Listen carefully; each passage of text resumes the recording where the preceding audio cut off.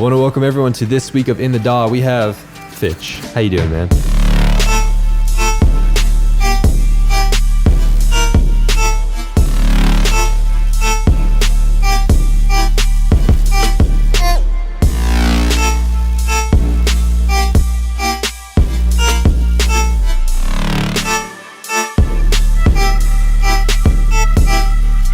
What's up, man? Thanks for having me. It's good to be here. And we have Multiplier back. He was on a vacation for a very long time. We all got sad and depressed, but now we're happy. How was vacation, man? It was really good. I mean, literally we couldn't sleep in the house the first day because there was a bat flying around in the Airbnb. On night 3, we were in the living room in the evening and the bat started flying around. So we had to run away. And then we changed it. Otherwise, good, yeah. To make that fun in post-editing, I'm going to add a bat onto your little screen right there. And I'm going to have him moving slowly from left to right. We're so happy to have you, Fytch, and we're happy to have you back, Multiplier. Don't forget to go check out the In the DAW and Behind the DAW Patreon.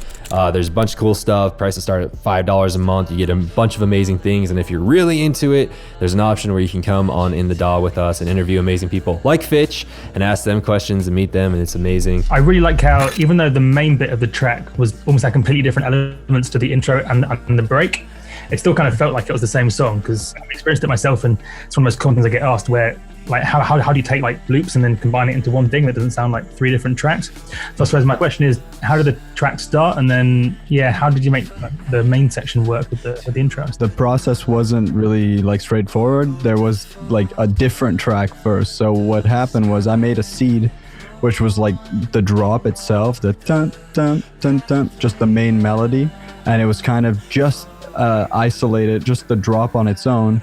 And I was at my friend's house while I was studying at Berklee College of Music, and these guys are also producers, and kind of as I was doing it, they started getting involved, and then Max Chen, this guy who also produces, decided to kind of get on it, and we were collaborating on this track, and we did a full first version with his vocals. He wrote the vocal part, so it was a completely different track except for the drop, which was like the same. And then I wasn't satisfied with the track at the end, and like we shopped it around for a bit, and I didn't feel like it was done. There was something that wasn't right with it for me, and I have a trouble putting things out when I'm not like 100% with it. So I kind of went back to the drawing board, took the initial seed that I had, which was this drop that's in here, redid everything else, obviously talked to Max about it, decided to just do my own version, and then that's what we did. And I think the reason why it ends up being actually still coherent throughout the whole thing is because I had a second to kind of step back, see the idea, and see how I would make the rest of the track work with that drop. So I really kind of had that in mind as I was working on it. The drop is what actually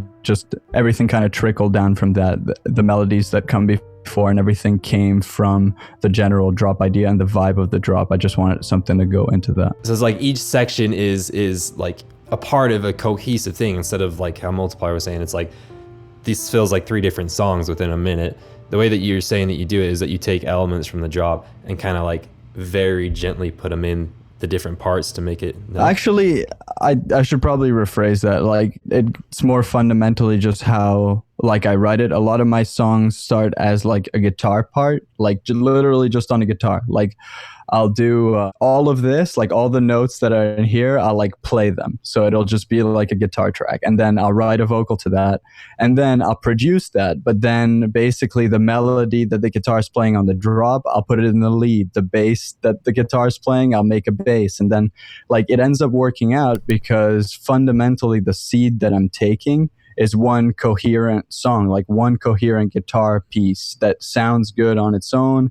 All the like harmonies flow into each other, the melodies work with each other. And then when I go into the production stage, I can actually have an overview of how the whole thing's going to look. And then I can, I guess, choose sounds that, you know, fit with each other. But there's really not a short answer for it, which is kind of why I'm a little confused. But I think honestly, it starts just from a coherent melodic idea, coherent like musical idea.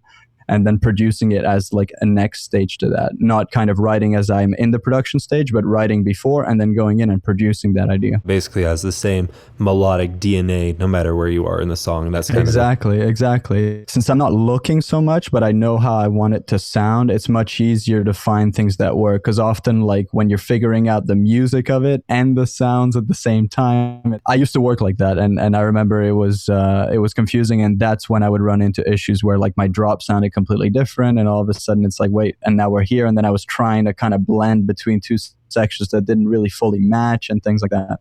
So I definitely feel that struggle. So I changed my workflow to deal with that. What's that really light yellow group? Yeah, I froze all that because it's all the vocals. There's just a lot of layers, honestly, but it's all my vocals except for 2 harmonies that are sung by my production partner who does my lyrics. Actually, what we'll do is I'll write a guitar part and or a piano part or whatever, just an instrumental part, which is usually on an instrument because then I know that it flows, and then I'll write a vocal melody, and then I'll literally send him just the guitar part with like a piano melody on top. He will like go in, we'll talk about like a concept or whatever, but usually he gets that from the vibe of the actual song, and then he'll actually put lyrics in, and then we talk about that and kind of flesh it out. When I get it back, I basically have a full vocal part, then I record a demo with, you know, the guitar and the vocal, and then I produce that. And then in this case, when I actually have the production by the end, usually I re-record the vocal part, which just sounds really confusing. But once we've kind of gone through it and I have the song after I've had the seed and everything,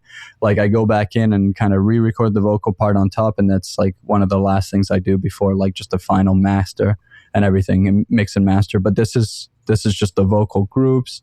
And then I have some oohs, like some ahs and stuff down here. Like have to play the hand we're dead. That's the chorus. We can't wait for heaven to open. So by having like a bunch of layers, you can kind of like smooth over the vocals, but it's a very tedious like task, as you can see. Like I don't use like Vocaline or whatever the Pro Tools guys have. They have like, it just kind of aligns the vocal to a reference vocal. I actually go in and like, you know, chop it all fit it all. Like it's a nightmare. It takes a long time, and a lot of these layers are quiet, and so but it adds depth and it makes it seem really full. We can't wait for but it still sounds like one vocal, you see what I mean? And that's why people get confused and they think, oh, it's just one vocal layer, and then they can't get their vocals to sound a certain way because it sounds a little thinner, or they're trying to really like compress it and distort it to make it bigger, but it just doesn't sound the same. And it's just, we can't wait for it's like layers here, layers in the center, layers like here. Some are an octave up, some are just formatted up in like Melodyne or things like that. But yeah, those are the vocals. Is that a double tracked vocal? So like literally a different take on the left or the right sometimes, or? Yeah, oh, they're all different takes. Yeah, so that's the thing. Like also, I don't want any kind of like phasing or like weird stuff. Like if the only time I'll use like the same like vocal part and layer it is if I'm doing like parallel effects in parallel, like distortion and things like that, which are really I would really want to overdo it and color it on a separate channel. But otherwise it's when I do a format up, like one octave up format. So then it's nice to use the same one because the format makes it still different enough that it doesn't phase in a weird way. And also it's exactly perfectly in time. So I don't get like this weird thing where like the formatted vocal is slightly off and then I'm trying to time that. If it is slightly off and I'm using a separate take for a format channel, then I'll use a gate and I'll put the input of the gate as the actual main vocal. That way, when the main vocal is playing, the format layer comes in, but then if it ever like is a little longer than the note or anything, it just kind of cuts out exactly when the main vocal is. Is the processing on the vocal different in the beginning to later on in the track, or is that just different layers and stuff? So one thing I have to explain also is once I finish the actual mix, I bounce everything out, all the stems, I throw it into Pro Tools, and then I do a cleanup of like the final mix. So like I mix it twice almost kind of thing. Getting back to your question, I think more so I do automation on volume and things like that, like subtle little automations and reverb sometimes, but it's mostly through the sends. like automating these sends over here. I think it's more just other layers coming in, like more supporting layers coming in the main parts and things like that. I kind of guessed, it looks like correctly, that there was some subtle distortion or saturation on the vocal at the beginning, which I thought was really nice. I find that often, I mean, I'm a huge fan of saturating vocals, but especially for a vocal like this, I find it super hard to get that balance just right. Like if it's an aggressive vocal, you can... Yeah, I'm using this ping pong delay, which is kind of making it sound metallic and like it's coming through a megaphone. It almost adds like a little bounce to it because it's just like just a few milliseconds, and it's like around 1K, and it adds like almost a little like metallic like twinge, like a little drive on it, but it's just a delay. It's just a ping pong, and it also adds width to it, which is, I guess, not so necessary because I have a bunch of layers out wide, but just, I guess it adds another. I guess it also makes the central, like the main lead vocal channel just a little more present. Like it just doubles it on both sides, but since it's delayed, it doesn't like phase in an annoying way. What is the beginning piano? What piano is that? Because that is beautiful. That is the Gentleman. Here, let me unfreeze it. My go-to. It's my go-to, man.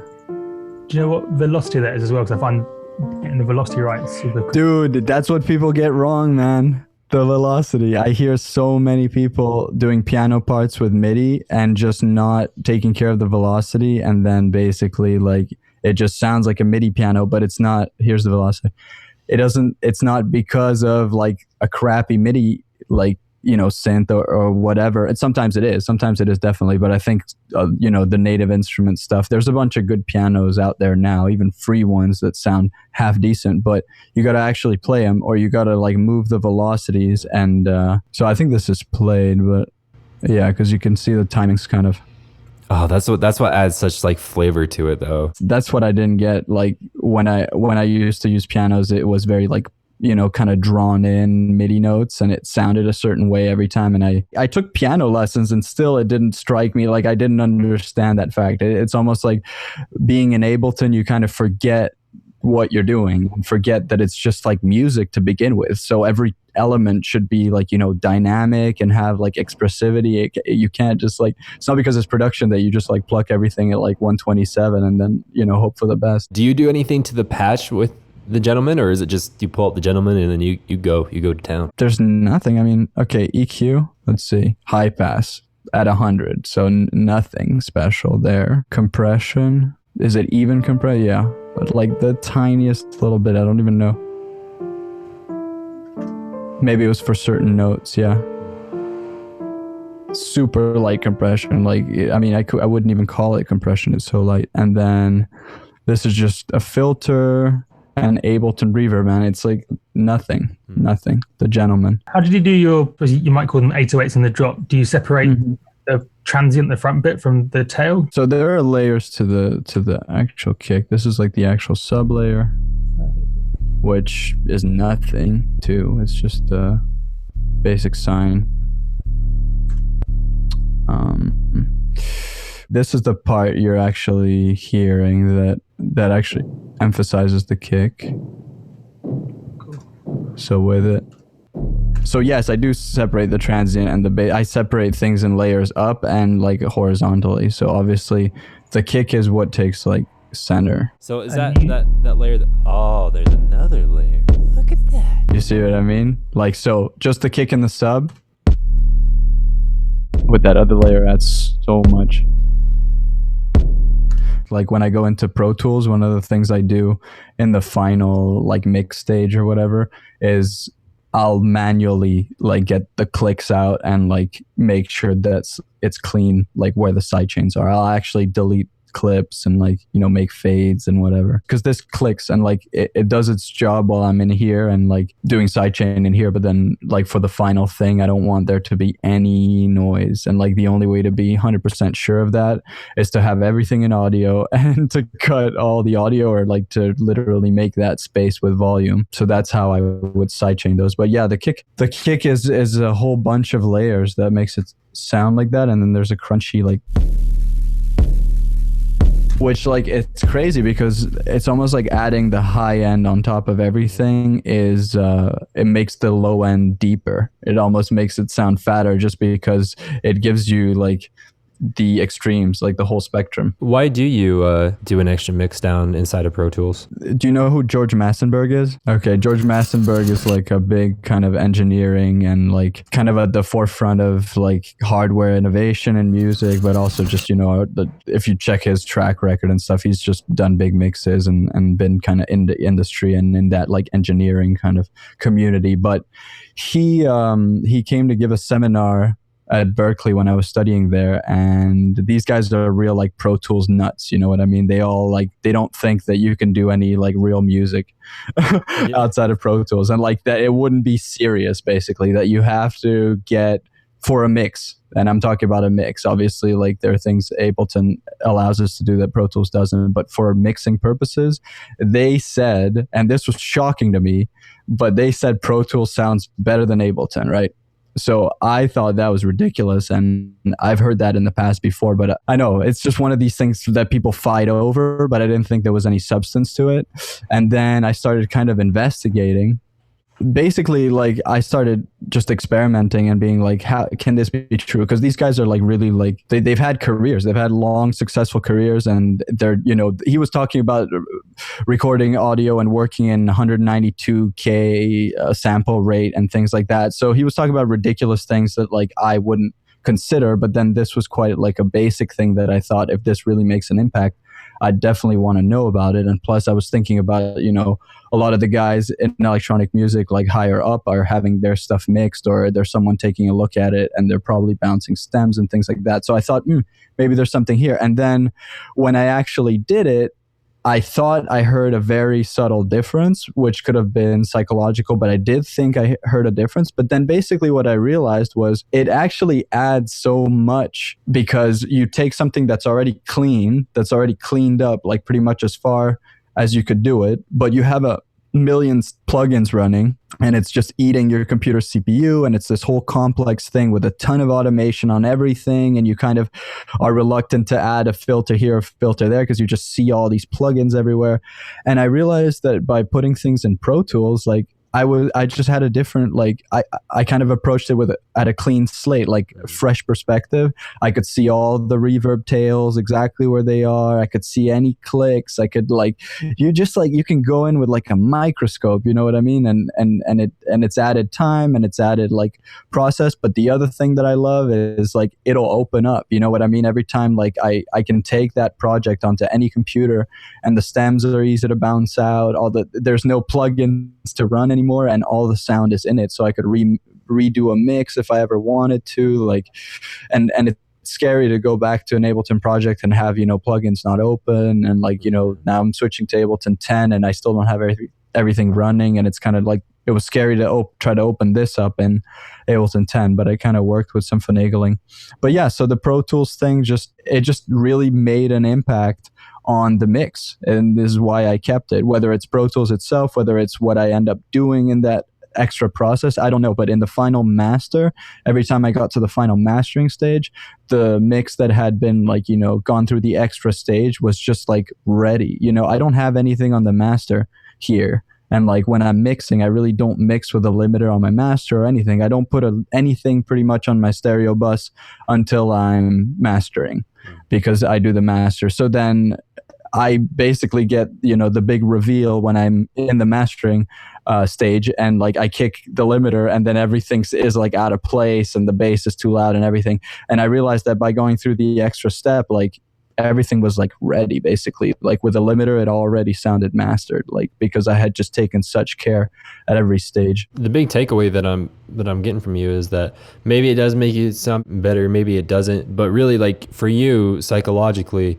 to be able to get your stems into a different environment, into a different DAW, that just kind of like, creation's over, let's mix, let's master, let's get it out. And that's really what it just gets so complicated, man. It gets so convoluted, you know, and like this, and I try to keep it clean so that I can navigate it like quickly and stuff. And this isn't the worst one, but you know, there's 117 channels in here, and like it's a lot of different stuff, a lot of different things drawn in. And when I can, and you can't see, a lot of this stuff is MIDI, you know, all this stuff is MIDI played in and stuff. So I don't see the sound, I don't see how it looks. But when I have only audio tracks and they're all open on one big screen, I can just like see the song, you know what I mean? Yeah. And it's definitely psychological, and I don't really know if in terms of, you know, the actual like the way these programs work, whether it does, you know, have an impact on the sound. I've heard that basically when Ableton is using a high CPU output, it will try to keep in favor of like latency. It'll like degrade a little bit just to get the, you know, last bit of performance out of it, whereas Pro Tools wouldn't do that. I don't know, I've heard all sorts of things. A lot of them can be complete myth, but in the end I realized that just going through that extra stage was sounding better. And then once I started doing it, I just kept doing it, really. I think certainly for the sort of music we make, where we're using plugins and samples that are at this more normal sample rate and stuff, I don't think there's really a fidelity increase. I mean, I'm sure if you started off with everything recorded at the crazy high sample rate, and using certain headphones, and you had 20 experience with years, you might just about be able to hear a difference. Right. I think the psychology Absolutely. of kind of restarting and just seeing everything fresh shouldn't be discounted as being like a non-thing, because it's as important as anything else. I mean, I found it's sometimes even as simple as just saving a new project and changing the colors can like genuinely make you see the project in a new way. Because you're so used to seeing the track in a certain way, just kind of having a fresh perspective, I think, super useful, especially when it's all bounced out to audio. You find oftentimes you can just like delete entire sections that maybe you didn't need that background whooshy thing flowing in the back. It's really, really cool. And it's also probably worth noting as well for those who have maybe loosely heard the idea that Ableton doesn't sound very good. That used to be the case 7 or 8 years ago. Like there was genuinely like a computer science difference between some aspects of Ableton and certainly like Pro Tools and some aspects of Logic. But like nowadays, Ableton's the biggest, most expensive company, and they literally hire the best scientists in the world to engineer this stuff. And you find that plugins and even the Ableton stuff built in up samples to a higher sample rate when it's necessary. So you'll see on like FabFilter stuff, I think, oversampling buttons and oversampling buttons in Ableton. And even like Serum does it automatically. So yeah, I think it's just worth clearing up for people that may have read some forum posts that are 10 years out. Yeah. I think that would make sense. And I think based on just are used to like a different industry, and I think that like impressions definitely last, and just the way that, you know, the rest of the talk would let me suggest they don't have a lot of experience in Ableton. And I think this is something like a misconception that has now stayed. Maybe there was some truth to it, but I definitely, you know, I'm listening to Ableton 10 and I couldn't imagine like what is really noticeably, you know, doing a difference in sound than like Pro Tools.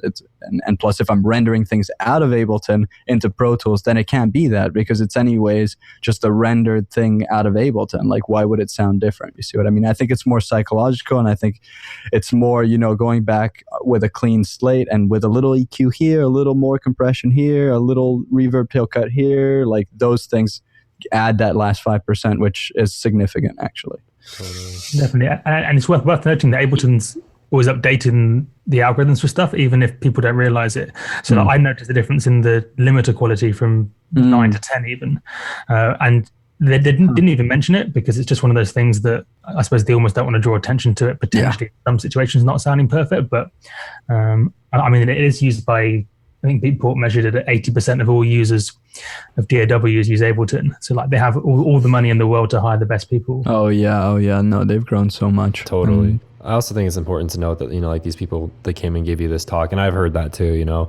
I was going to do an internship at a studio one time, and I said I knew Ableton, and they're just like, it was like they looked at me like a child at that point. They're like, how dare you bring up that word in our studio? I also think one of the biggest factors to their judgment is that, you know, like, they're just used to that. You love the things you get used to, right? So, I mean, we could equate it to like, what if in 30 years people are producing music through glasses, right? They just put glasses on and they just have to look at stuff, and when they look at stuff, it does whatever they want, right? And then us, we're like, no, dude, how are you not doing this with a computer? This doesn't make sense. It doesn't sound as good. And so it could. We'll be the old guys like, where's your limiter? Yeah. We used to have this thing like in Ableton. Where is that? When you work on things for so long and associate feelings with them and their memories, and it's just, it gets really messy really, really quick. But yeah. Well, that's why I thought it was that kind of debate, because you get sentimental about like the thing that, you know, especially these guys who made like fruitful careers out of, you know, the engineering and stuff would definitely, they have a relationship with Pro Tools. It's like, you know, it's their instrument. It's like a whole thing. So of course you become like what you're saying about memories and everything. You become sentimental about these things, and it's hard to separate, like hard to get an objective overview of like the sound between these two things, because one, you don't know it all, and the other one you've used for, you know, 20 years. So totally. It's like, so on the downbeat of the drop, and then so you have your kick, and then you have, you know, a bass style sound that kind of rings out. Is that made from native instruments form? no. It's not. There's a form layer, but I already showed you what the form layer was here. Form is doing this. It's a layer of my kick, but the actual growl that you're talking about is Serum. Let's check that out. Oh, so beautiful. I didn't know you could resize Serum. Dude. But yeah, so the wave tables in here I got from this free pack, Evolution Sounds. Like basically this guy resampled like the waveforms of the sub 37 Moog and like an analog one, and kind of threw a pack of them. They're ridiculously thick and like just nice. They're juicy. They're like way juicier than just like a normal square is like so like jarringly like square. I don't know how to describe it. The analog like imperfections in it make it just a lot like juicier. And so I've been using pretty much a lot of the waves from this. I think pretty much all the synths in here are those waves. It's a lot of subtle little movement. There's nothing like crazy though. None of it is like really doing much at all. It's pretty much the waves I've chosen. The fact that it hits a super low note, that's like a fact that just, it makes it like raspy like that, because the whole track is in D, like D0. It's a D0. So it's like that in itself makes it a lot fatter of a sound. If I played it up higher, yeah, D0, but an octave higher, it doesn't sound like anything. So like, it's the fact that it's so low that just makes it, you know, sound like that. Which, I mean, it's not so ridiculously low, but let's say if your song is in like C and you're hitting a C0 already, like the sub on most systems is like starting to drop out a little bit, because it's like, it's just low in terms of hertz. It's just the actual sub down there when you play it live won't be as powerful. So this is probably as low as I would go really to feel like a strong, clean like impact of the low end on the drop. But I mean, that again is not an absolute, and I have done songs that hit like a C0 like at the start of the drop or whatever. The other drop synth sound that you have, and it sounds like it's off the grid. Is that correct? Yeah. So again, it's like the MIDI's played. I changed my workflow maybe like 2-3 years ago now, where I started doing everything on my Ableton push. And personally, for me, the push is like a reason in itself to have Ableton. There is no DAW with an integrated controller like the push. And like, yes, you can still get pads, you can still get MIDI keyboards, you can still assign knobs to functions and things like that. There is no hardware controller for Logic that has menus and things like that, you know, take you through all different aspects of the software. And I guess it's not designed for that, because Live has that live clip functionality and stuff, which is perfect for that kind of stuff. But anyways, so it's inputted on the push, it's played on the push, and then actually what it is. So there's a few, again, everything's kind of layered. So the main like melody thing you're hearing is this, but with the chords and everything, and then with another chord layer. So it's really the way I layer the sounds that ends up making it sound like that.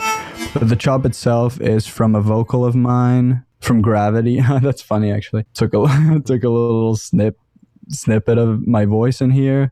Then there's the volume envelope that makes it, you know, go wah, wah, of course. And then the MIDI, as you said, man, it's totally off the grid and kind of just like laid back and played in to the beats. So it has that feel. In terms of mixing things, I'm basically like boosting, cutting some stuff with like dynamic EQ isolating the high end of that. The other layers of that sound it looks like they're just serum patches. Did you make them or did you just find them? I really haven't downloaded any presets for things. I tend to make my own sounds, and I'm really bad at cataloging things. So like I'll make this like cool chord synth, but then I won't save it anywhere. And then like all my basses, every time I go into a project, I basically redesign everything from the ground up.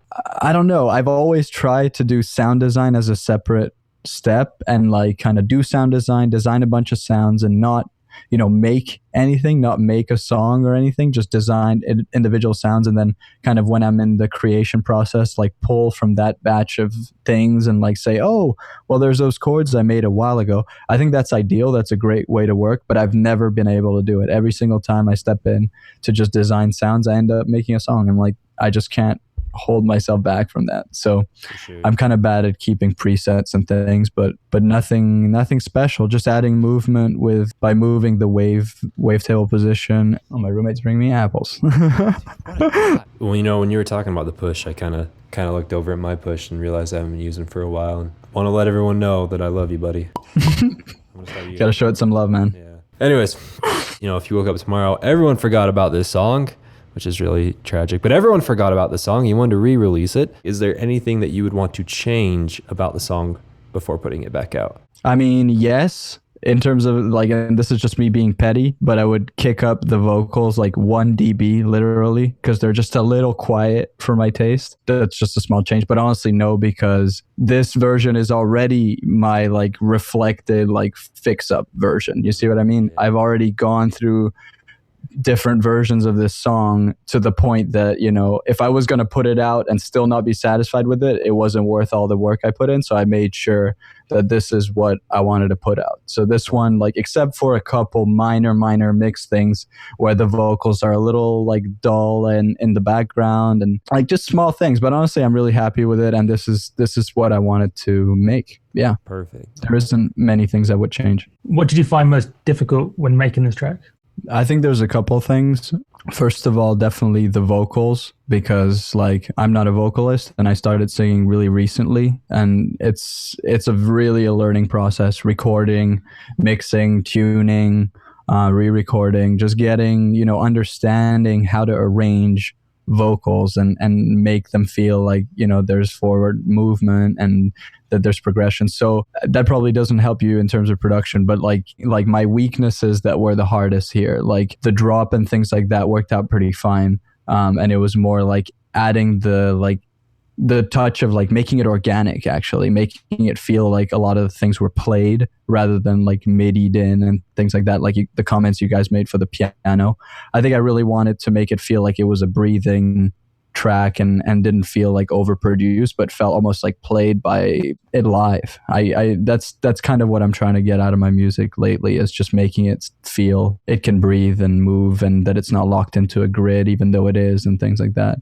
And the other hard aspect is just the chemistry of like collaborating with people, and, you know, doing, obviously the final version here isn't a collaboration, but it went through many iterations before that. And I think just the chemistry of trying to bounce ideas off each other and, you know, fitting other people's comments into it and maintaining relationships with people and things like that. I think that's a big difficulty in this track. And sometimes the difficulty isn't in the music itself, but it's in everything that happens around the track. So would you like our feedback on your song? Oh yeah, for sure. I would love that. Sweet. My feedback is more to my own personal taste and probably not what I'd recommend to do like more properly. But I mean, I'd almost like to see this song being like 8.5 minutes long, where like the vocals are 60% of the entire thing. I know it probably wouldn't really make sense in the current world based on how people like their track lengths, but yeah, just really cool track, and I'm a big fan of those like 2.5-3 minute sections without the drums in the main section. It's like a really long sort of, not like teaser, but if I look through my favorite like 20 songs, like 7 or 8 of them have extremely long sections without drums in the main bit, and then when everything finally comes back in, it just has that has extra impact almost. So I suppose that's my only feedback. It was a really well put together song. I guess that what you're saying right now kind of harkens back to like repurposing your song as much as you can. So like, for example, artists that are bilingual, they'll do their song in 2 languages to That's cool. to push That's it a cool as idea. far as I can. So, I mean, is that what you're saying, Adam? Is just like, you might as well, you know, like have like the long intro or the long verse, whatever, just to repurpose it. Kind of, yeah. I suppose that'd be one advantage, but I suppose more just, I personally just prefer those really long sections before everything comes back in. I know that's not normal. I suppose most people have got the really short attention span with these things. So your main track can't be 9 minutes long, really, in most genres. Yeah, I think I'm pretty much pushing it already, like in terms of like, you know, DJs being like, wait, I don't know how to mix this live, like it's not like the right format and things like that. So I definitely think I run into that issue of I'm trying to make it a little more free form or a little just what it needs to be as a song, but then it gets fit into the conventions of like the genre, and then basically it's like, you know, a little too long or the build's too long or things like that. So I definitely hear you on that. And if I had total like roaming freedom on these things, I don't know, I might have played a little more with that piano part and things like that. But you know, I don't know, I definitely think it's a two-way like balance. It's like a balancing act between like what's asked of you in terms of what other guys are doing, what you do in terms of what you've done before, like live compatibility, but also Spotify and like headphones. And at the end of the day, there's too many variables to like keep everyone in mind and everything in mind. So you really have to kind of just like take it to the point that you're satisfied with it. But I love that comment. That's not a comment like I've heard, you know, and that definitely would take it out of kind of what's standard or what's known to people or what is expected. I don't know. Which I think music should be whatever it is, not, you know, whatever it is within, you know, this build up and like this length of drop and like not like that. Yeah, it's kind of tricky because you got to find that balance of if it's just too unexpected, then people won't necessarily have a chance to fall in love with it almost. So that's kind of the trade-off. Like you almost like want the short version to get them excited, but then next time they listen, you play them the full version almost. Right. First off, this is probably one of the most unique songs I've heard this year. Like, it's really good. Like, it's really good. Just watched a TED Talk and like how to stand out in your industry was like what it was about. And so they kind of talk about like, you know, if you were a sheep farmer and you wanted to sell weird sheep, you should have purple sheep because it would be like, whoa, he's the only guy who has purple sheep. Like, it's amazing. So I kind of feel like in the electronic field right now, I haven't heard anything like this. This is the purple sheep, man. That's cool, man. I'm glad you like that fact. Yeah, man, you have successfully given birth to a purple sheep, and I am so proud of you. When I was listening to the version that Rain said over, I don't know if you redid anything, but at 1 minute 34 and at 3 minutes 44 seconds, there was a click. Was that click meant to be there? I think it's the most specific feedback I've ever heard. Yeah. That's probably the most specific feedback I've ever heard. Right?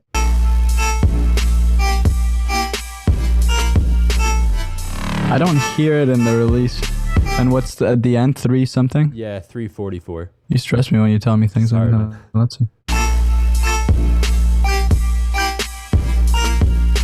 Nope.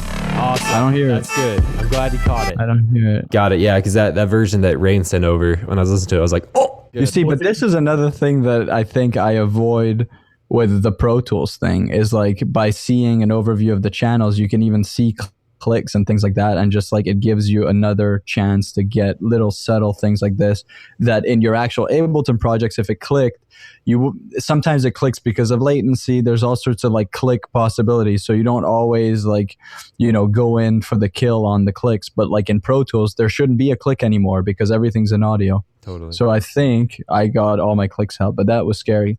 Next feedback I think I got for you. This one's so much less scary. All right, this is just an idea for you. I felt when it was building, it was like the pre-chorus to the drop, right? And then you're singing and it's beautiful and it's amazing. It's building. And the drop came in. It was amazing. Something that I felt like that could just add just a little bit more, just like to get those fills smack just a little bit harder. You know what I mean? It's a technique that I've recently learned. And so what it is it's you record another portion of the vocals, but when you do, you just, you know, you do a very gentle version of singing in this song, right?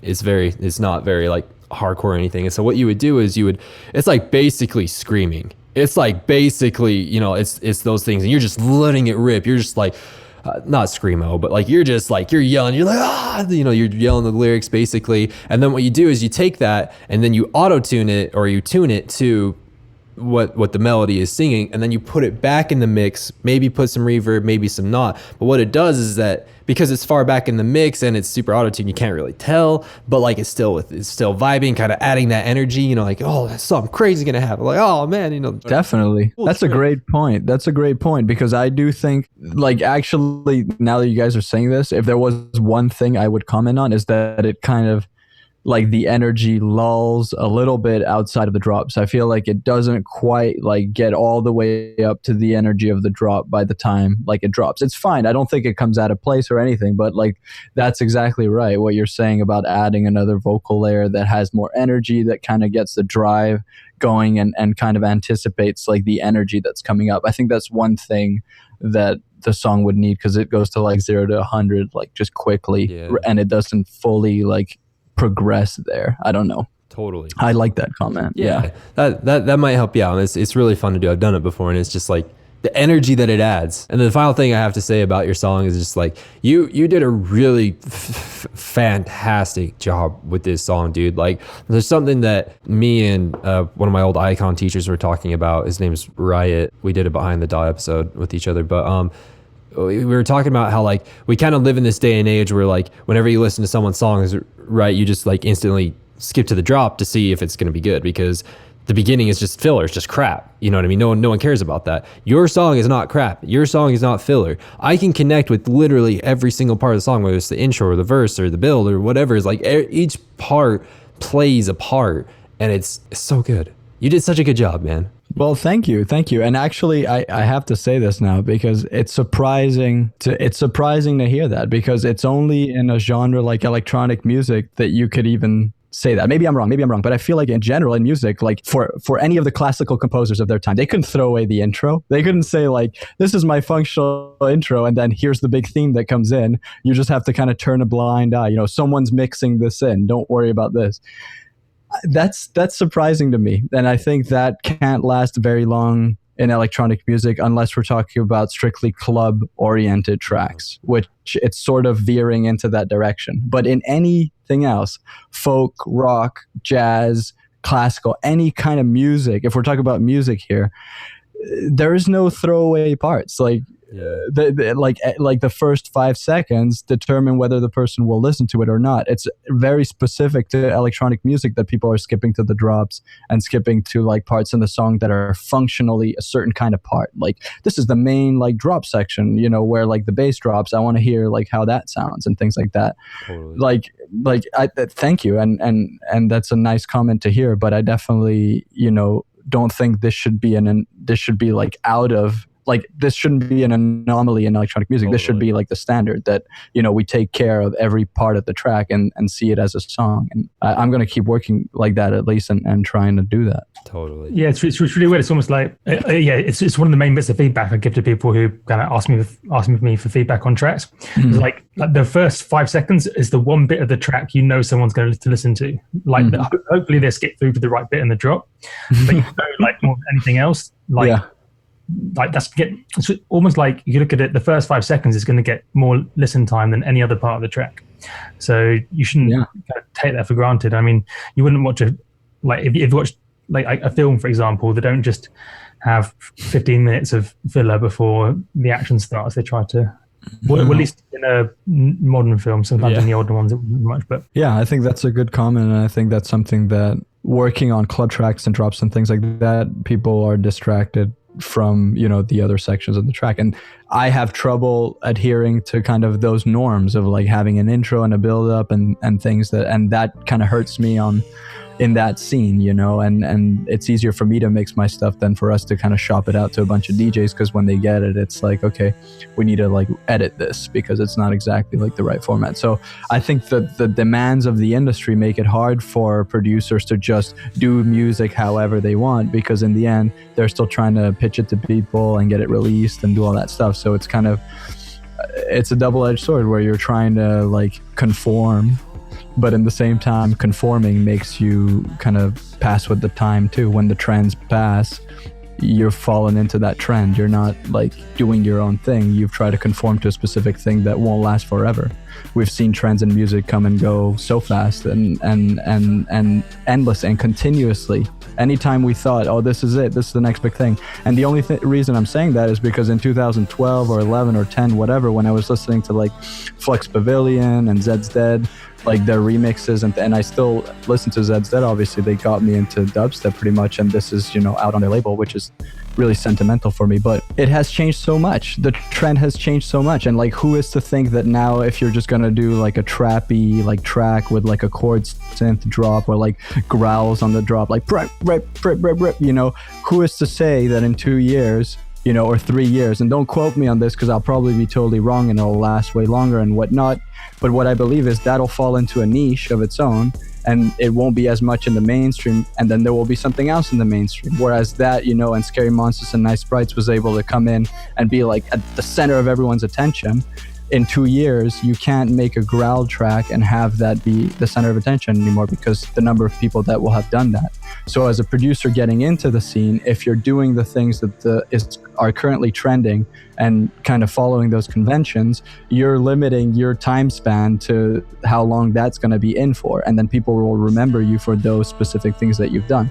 I can't really speak for anyone other than myself. Obviously, I'm still, you know, working my way up and kind of trying to live from this and make it work, but I just see how you get stuck in a box if you work in the box to begin with. People remember you as a producer that did this kind of thing, and then whenever it changes or passes or you want to reinvent yourself, it looks like you're chasing after something else, or like it looks like you're trying to reinvent yourself. It doesn't just look like yourself and what you do. So I think it's a really tricky thing to balance what the industry is asking of you and what you artistically want to do, and kind of the feedback that people give you. Like, that's really, that balancing act for me is like the hardest part of, you know, what we do if we're talking about doing it professionally. Fytch, thank you so much. I have one final question. It's quick, it's easy, it's important.